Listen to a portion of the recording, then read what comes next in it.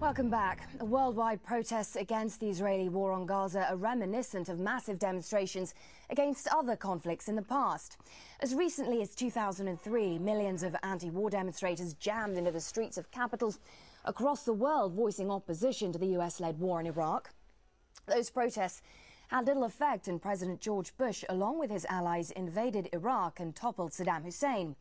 Similarly, the march on October 7th, 2001 was one of a string of anti-war protests, followed by the US bombing of Afghanistan. Thousands of citizens turned out to oppose the Bush administration's so-called war on terrorism and to abandon military action in Afghanistan.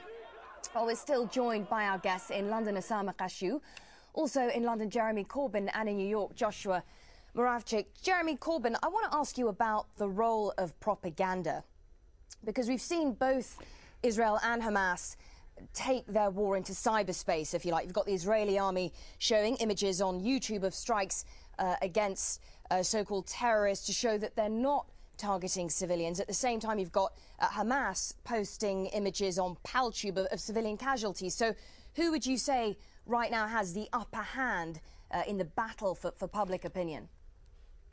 Well, there is a huge battle for public opinion going on through the airwaves. There's the reporting of television channels such as your own, which has maintained continuous coverage and included reporting direct from Gaza, which I think is unique amongst all the channels. Depressingly, a lot of the printed media have sort of downgraded the story to away from the front page to somewhere else. And some of the channels, mainly the US channels and to some extent the BBC, tend to report the whole issue as though it's a war between equals, with Israel under attack from an equally powerful partner. The reality is this is not a war of equals. This is a war of a very powerful state against a very impoverished population in Gaza.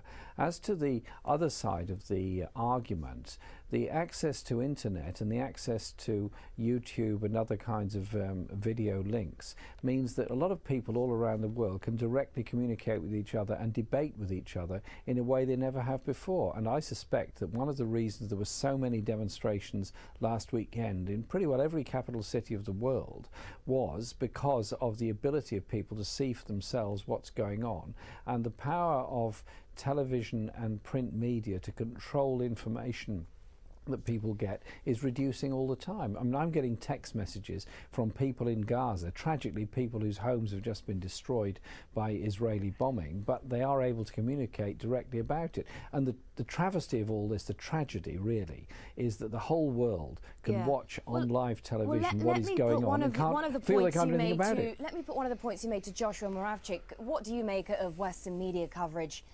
of Israel's war on Gaza? Do you think that perhaps some elements of the media have portrayed this as essentially a war between two equal forces when, in fact, many would argue that it's asymmetric warfare? I don't know. I don't read the British media with Mr. Corbyn. In the U.S. media, there's no question that this is a war between two unequal forces, and that Israel has much more firepower, but they're unequal in another sense as well. They are morally unequal because Israel wants to live in peace and let the people of